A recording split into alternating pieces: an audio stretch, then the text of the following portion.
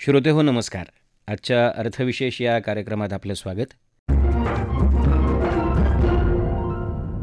श्रोते हो, जागतिक बाजारपेठेत आज उलट दिशेनं वारे वाहत असताना दुसरीकडे आर्थिक महासत्तेच्या दिशेनं प्रवास करणाऱ्या भारतीय अर्थव्यवस्थेच्या प्रगतीचा रथ मात्र धावत असल्याचं संपूर्ण जग पाहतोय.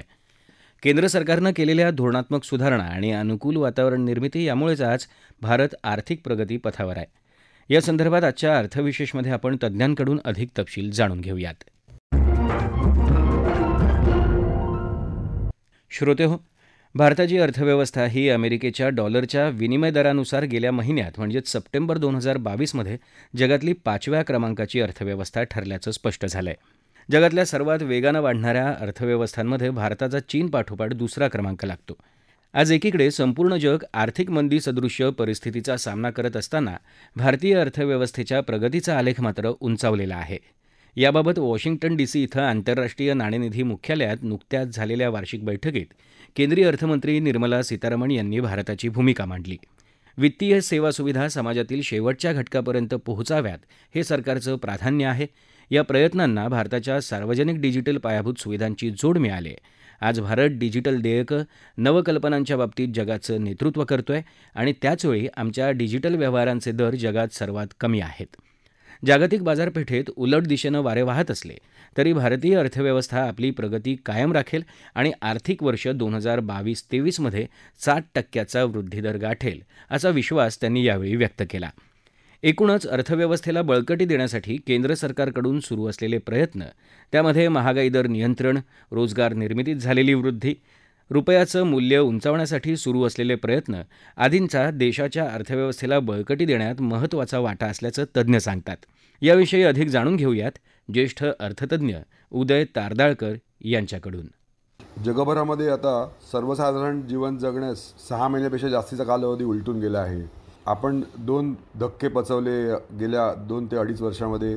सर्वप्रथम म्हणजे कोविडची महामारी आणि त्यानंतर अर्थातच रशिया आणि युक्रेन यांचं युद्ध. ह्या सगळ्या प्रकारातून बाहेर पडून आर्थिक व्यवस्था रुळावर येण्यासाठी सर्वच देश प्रयत्न करत आहेत. आपल्याला माहिती आहे की बऱ्याच मध्यवर्ती बँकांनी या संपूर्ण काळामध्ये आपल्या देशाच्या उन्नतीच्या दृष्टीने सर्वाधिक कर्ज घेतली आणि अर्थातच जी कर्ज घेतली त्याचा वापर हा सामाजिक हितासाठी करण्यात आला. मग काही ठिकाणी तर डायरेक्ट बेनिफिट ट्रान्सफरच्या माध्यमातून म्हणजे गरीब लोकांना त्यांच्या खात्यामध्ये पैसे जमा केले गेले. पण ह्या सगळ्याचा एक मोठा परिणाम म्हणजे जे आता मोठं संकट सगळ्याच देशांपुढे आहे ते म्हणजे महागाईचं. बऱ्याच ठिकाणी 10% महागाई आहे. अर्थात भारत याला सो अपवाद नव्हताच, पण भारताने काही गोष्टींमध्ये एक तारतम्य बाळगलं. सर्वप्रथम म्हणजे हे तारतम्य बाळगताना भारताने जवळजवळ 80 कोटी जनतेला अन्नधान्य मोफत दिलं आणि ते अगदी 2022च्या डिसेंबरपर्यंत देण्याचा हा सरकारचा मानस आहे. त्यामुळे क्रयशक्ती जी असते ती ग्रामीण भागातल्या आणि गरीब लोकांची ही शाबूत राहिली आणि त्यांना वेगळ्या ठिकाणी खर्च करायला मिळाला. अजून एक गोष्ट इथे नमूद करावीशी वाटते की एवढी सगळी उलाढाल होत असताना भारतीय अर्थव्यवस्था मात्र साधारण 6.5, पावणे 7 किंवा 60% ह्या दरम्यान ह्या वर्षी वाढायची शक्यता आंतरराष्ट्रीय नाणेनिधी वर्तवली आहे. अमेरिकी इकॉनॉमी जी एवढी बलाढ्य आहे ती यावर्षी मात्र 1%, चीन साधारण 4.4%, ब्राझील त्याच मानाने आणि आफ्रिका पण 1%. आणि सर्वात खेदाची गोष्ट म्हणजे युरोपियन युनियन जे आहे ते 0.5% वाढायची शक्यता वर्तवण्यात आली आहे. आपली जी अर्थव्यवस्था आहे ही सुदृढ राहण्याची काही 2-3 कारणं आपण बघितली तर गेल्या 2-2.5 वर्षामध्ये सरकारने सुद्धा मोठ्या प्रमाणात जो खर्च केला तो जास्तीत जास्त खर्च हा ज्याला आपण म्हणतो की आर्थिक सुविधा देताना इन्फ्रास्ट्रक्चर कसं डेव्हलप होईल, पायाभूत सुविधा कशा चांगल्या होतील ह्याकडे भारताने लक्ष दिलं गेलं. आणि अर्थातच त्याचा परिणाम म्हणजे हा रोजगार निर्माण होतो. आणि ऑक्टोबर महिन्याची CMIची आकडेवारी अशी दर्शवते की ह्या काळामध्ये ग्रामीण भागातली जी बेरोजगारी आहे त्याचं प्रमाण आता चक्क 5.8% आले, जे 7.7% होतं. आणि शहरी भागात जी बेरोजगारी आहे ते प्रमाण आता 7.7%वर आले, जे जवळजवळ दुहेरी आकडा म्हणजे 9.6% होतं. अर्थात ह्या सगळ्या गोष्टींचा उल्लेख करणं इतकंच जरुरी आहे जेवढं भारताने ह्या सगळ्या काळामध्ये, ज्याला आपण म्हणतो की जास्तीत जास्त आत्मनिर्भर ही जी एक थीम घेऊन प्रयत्न केला गेला की बऱ्याच अंशी जे आपलं उत्पादन आहे हे भारतात व्हावं आणि कमीत कमी आपण आयात करावी. मग त्यासाठी संरक्षण क्षेत्र असू दे, कित्येक क्षेत्रामध्ये भारताने अशी ही पावलं उचलली आणि त्याचा परिणाम आपल्याला दिसतोय की ज्या सूचीबद्ध कंपन्या आहेत त्यांचे गेल्या 2 वर्षामधले आपण जर परफॉर्मन्स बघितले तर खूप चांगल्या प्रमाणात आलेत. जाता जाता एकच गोष्टीचा उल्लेख करतो ह्या अनुषंगाने की भारताचं जे परकीय चलन होतं, जी गंगाजळीचा साठा होता, तो तब्बल $642 अब्ज एवढा होता. तो आता मात्र 530च्या ह्या रेंजमध्ये आला. अर्थात त्यासाठी असं पण एक कारण सांगितलंय रिझर्व्ह बँकेच्या गव्हर्नर श्री शक्तिकांत दास यांनी सुद्धा की हा जो फरक तुम्हाला जाणवतोय त्याचं मूळ कारण म्हणजे डॉलर आणि रुपयातली जी तफावत आहे त्याच्या रेटमधली. म्हणजे जवळजवळ 83च्या घरात डॉलरचा भाव वापस गेला होता काही दिवसांपूर्वी. आणि ह्याच दृष्टीने विचार केला तर भारताचा रुपया जो आहे हा बाकीच्या चलनाच्या तुलनेत खूप सशक्त झाला आहे. मग अगदी तो युरो असू दे किंवा पाऊंड असू दे किंवा ऑस्ट्रेलियन डॉलर असू दे. म्हणजे एका बाजूनी जग बघते की डॉलर हा खूप मोठ्या प्रमाणात हा डॉमिनेट करायला बघतोय, पण भारतीय अर्थव्यवस्था मात्र या सगळ्यांना तोंड देऊन पुढेच जाते असं चित्र दिसतंय. आणखीन एक गोष्ट आपण इथे नमूद करायला पाहिजे की गेल्या जवळजवळ 6 ते 7 वर्ष हा एक मोठा बँकिंग क्षेत्राला, ज्याला आपण म्हणतो एक शाप होता, तो म्हणजे बुडीत कर्जांचा. आणि गेल्या काही काळामध्ये जी पावलं उचलली गेली आणि विशेषतः सरकारी बँकांमध्ये की ती बुडीत कर्ज जी आहेत ती आता अगदी कमी प्रमाणात आहेत. त्याशिवाय ज्याला आपण त्यांचे ताळेबंद म्हणतो त्याची चांगल्या प्रमाणात साफसफाई झालेली आहे. आणि गेले काही 6 महिने आपण बघितलं तर ह्या सगळ्या ज्या सरकारी बँका आहेत त्या खूप चांगल्या वेगाने प्रगती करत आहेत. अर्थात खाजगी क्षेत्रातल्या बँका तर करतच आहेत, पण सरकारी क्षेत्रातल्या बँका पण खूप चांगल्या प्रमाणात हे करत आहेत. आणि त्या दृष्टीने एक महत्त्वाची घटना म्हणजे असं होत असताना ज्याला आपण म्हणतो की किती प्रमाणात कर्ज दिली जाते, क्रेडिट ऑफटेक. तर क्रेडिट ऑफटेक हे जवळजवळ 14% सध्या आहे. आणि त्या दृष्टीने मात्र जे ठेवी आहेत त्या 6 ते 7% वाढल्या आहेत. आणि त्याचा परिणाम म्हणजे आता गुंतवणूकदारांना जास्तीत जास्त फायदा मिळावा म्हणून बऱ्याच बँका हे ठेवींचे दर सुद्धा वाढवत आहेत. आणि अर्थातच जेव्हा महागाई वाढते आणि बँकांचे व्याजदर आपल्याला माहिती आहे रिझर्व्ह बँकेने वाढवले, अजून पण वाढू शकतात, तर त्या दृष्टीने बँकांना हे पाऊल उचलावंच लागलं. पण ह्या सगळ्यातून जो एक सुवर्णमध्य आपण गाठतोय आणि आपली एक जी घोडदौड आहे ती जवळजवळ सगळ्यात वेगवान अर्थव्यवस्थेच्या जगातली करण्याच्या दृष्टीने सरकारने जी मोठ्या प्रमाणात पावलं उचलली त्याचा फायदा हा नक्कीच होईल. आणि आपण आता जगातले 5व्या नंबरची अर्थव्यवस्था आहोत आणि ज्याला आपण पर्चेसिंग पॉवर पॅरिटी म्हणतो, तिथे आपण मात्र आता 3ऱ्या क्रमांकावर आहोत. आणि हा एक मोठा फरक आपल्याला दिसतोय आणि अशीच ही घोडदौड चालू राहील यात काहीच शंका नाही. श्रोतेहो, जागतिक स्तरावर आर्थिक परिस्थिती नकारात्मक असताना देखील भारतात केंद्र सरकारनं मिळवलेलं महागाईवरचं नियंत्रण, बेरोजगारीच्या निर्देशांकात झालेली सुधारणा, थेट परकीय गुंतवणुकीला मिळालेलं प्रोत्साहन आदींकरता घेतलेल्या पुढाकारामुळे देशाच्या अर्थव्यवस्थेला कशी बळकटी मिळाली हे आपण ऐकलंत. जागतिक स्तरावरील ब्लूमबर्गचा अहवाल असो वा IMFचा GDP डेटा असो, त्यामधील माहितीनुसार भारताची अर्थव्यवस्था अधिक बळकट बनत चालल्याचं स्पष्ट झालंय. त्यात बँकिंग क्षेत्राचा वाटा देखील महत्त्वाचा आहे.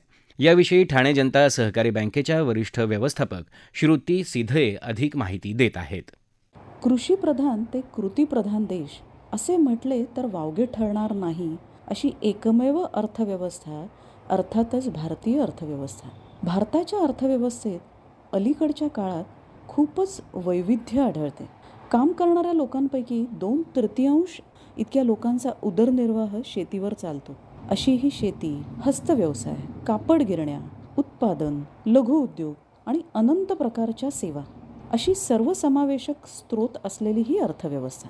उत्पादन, लघुउद्योग या स्रोतांची कामगिरी उत्तरोत्तर अधिकच बळकट होत असतानाच सेवा उद्योगाची झेप जागतिक क्षेत्रात आपली पावले जोमाने उमटवित आहेत. भारतीय अर्थव्यवस्था सतत मजबूत होण्याचा परिणाम दिसून येत आहे. युरोपमधील मंदीच्या काळात देशांतर्गत अर्थव्यवस्थेच्या वेगवान वाढीसोबतच भारत टॉप 5 अर्थव्यवस्थेत सामील झाला आहे. इतकंच नाही तर भारताने सर्वात मोठ्या अर्थव्यवस्थांमध्ये असलेल्या ब्रिटनला मागे टाकलं असून ब्रिटन आता 6व्या स्थानावर आहे. ब्लूमबर्गच्या अहवालानुसार अमेरिकी डॉलरमध्ये केलेल्या गणनेनुसार 2021च्या शेवटच्या तिमाहीत भारताने इंग्लंडला मागे टाकलं आहे. दुसरीकडे IMFच्या GDP डेटानुसार भारताने 2022च्या पहिल्या तिमाहीत आपली वाढ मजबूत केली आहे. अंदाजानुसार या वाढीसह भारत लवकरच वार्षिक आधारावर जगातील 5वी सर्वात मोठी अर्थव्यवस्था बनू शकेल. तसंच मार्च तिमाहीच्या अखेरीस IMF आणि डॉलर विनिमय दराने जारी केलेल्या आकडेवारीच्या आधारे ब्लूमबर्गने माहिती दिली आहे की नाममात्र रोखीत भारताच्या अर्थव्यवस्थेचा आकार $854 अब्ज होता, तर याच काळात त्याच आधारावर इंग्लंडच्या अर्थव्यवस्थेचा आकार जवळजवळ $816 अब्ज होता. तसंच आगामी काळात भारत ब्रिटिश अर्थव्यवस्थेविरुद्ध आपली धार मजबूत करू शकेल असा अंदाज वर्तवला जातोय. दरम्यान एकीकडे चालू आर्थिक वर्षात भारतासाठी विकासाचा अंदाज 60% ठेवण्यात आला आहे, जी जगातील सर्व प्रमुख अर्थव्यवस्थांमध्ये सर्वात वेगवान मानली जाते. दुसरीकडे इंग्लंडच्या अर्थव्यवस्थेत मंदी येण्याची शक्यता वर्तवली जाते. कारणं अनेक आहेत. त्यातलंच भारत वार्षिक आधारावर डॉलरच्या मूल्यामध्ये इंग्लंडला मागे टाकून 5वी सर्वात मोठी अर्थव्यवस्था बनेल असा अंदाजसुद्धा IMFने दिला आहे. त्यातच नुकत्याच झालेल्या राजकीय घडामोडींवरून हे बाकीत नक्कीच खरं ठरेल असं अर्थकारणींचं मत आहे. वाढीव क्रयशक्ती आणि त्याला पूरक खर्चाची आकडेवारी भारतीय अर्थव्यवस्थेला नक्कीच नवीन शिखरांवर आरूढ करते, यात काही वादच नाही. आकडेवारीप्रमाणे भारतात जवळजवळ 59 इतका खर्च GDPच्या तुलनेत केला जातो. ही आकडेवारी अमेरिकेच्या बाबतीत सुमारे 70% इतकी मानली जाते आणि म्हणूनच प्रगतीशील देश असूनसुद्धा अशा पद्धतीचा खर्चाचा आलेख हा भारतीय अर्थव्यवस्थेसाठी नक्कीच फायद्याचा ठरेल. आज मितीला जवळजवळ 7,90,00,000 MSME भारतात रजिस्टर्ड आहेत आणि GDPच्या जवळपास 30% इतके उत्पन्न हे भारताला MSMEकडून येते. हे लक्षात घेऊन लघु उद्योजकांसाठी अर्थात MSMEसाठी भारताने न भूतो प्रकारच्या व्यवस्था अंमलात आणल्या आहेत. सरकारी, खाजगी व सहकार क्षेत्रातील बँकांना बांधिलकी निर्माण करून या क्षेत्राला जास्तीत जास्त पतपुरवठा कसा करता येईल याची धोरणं आखली जातात. CGT MSME सारखी संस्था उभी करून प्रत्येक MSMEला किमान 2 कोटीपर्यंतचे आर्थिक पाठबळ देण्याची योजना राबवली जाते. तसंच लिक्विडिटीचा जो काही प्रश्न मॅक्झिमम MSMEला सतावतो त्यासाठी बिल डिस्काउंटिंगसाठी ट्रेड्स प्लॅटफॉर्म हा उभा करण्यात आला आहे. या ट्रेड्स प्लॅटफॉर्म अंतर्गत जी बिलं थकतात, या MSMEची जी बिलं थकतात ती थकलेली बिलं ही लवकरात लवकर कशी पे होतील जेणेकरून त्यांची लिक्विडिटी हॅम्पर होणार नाही याची काळजी घेतली जाते. तर एकूणच काय, जर का अर्थव्यवस्थेचे प्रमुख स्तंभ अभ्यासले उद्योग, सेवा आणि कृषी, तर कृषी क्षेत्रातील प्रगती, उद्योजकांसाठी पायाभूत सुविधा, सेवा क्षेत्रातील जागतिक वितरणाचा अर्थात आउटसोर्सिंगचा असलेला भारताचा हातभार व जागतिक राजकारणात निर्माण झालेले अनन्यसाधारण स्थान, या सर्वांचा उपयोग भारतीय अर्थव्यवस्थेला मजबूत करण्यासाठी नक्कीच लागेल, यात तिळमात्र शंका नाही.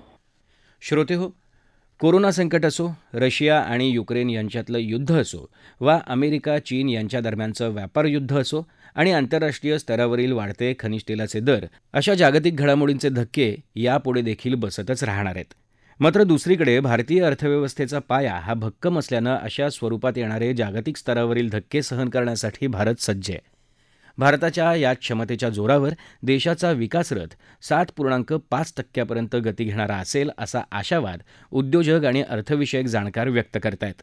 एकूणात काय, तर आज जगातल्या बहुसंख्य देश आणि आर्थिक महासत्तांना मंदीसदृश्य नकारात्मक स्थितीला सामोरं जावं लागतंय.